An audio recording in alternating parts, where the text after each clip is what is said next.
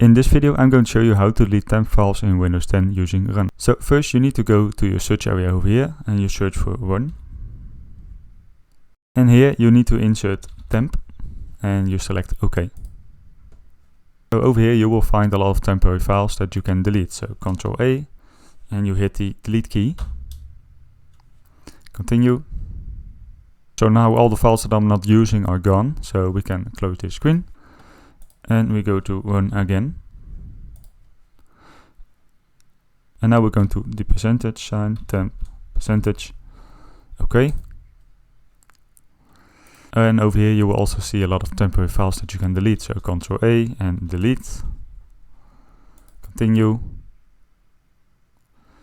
Okay, and so we are going to skip these files that I'm currently using. And then you can close the screen. And now the final step is to go to Run again. And over here you need to go to Prefetch. Okay. Continue. And you will also see a lot of files that you can delete from here. So Ctrl A again, delete. Try again. Okay, skip.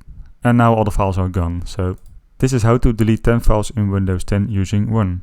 I hope this video was helpful for you. If this was the case, please leave a like and I'll see you in the next video.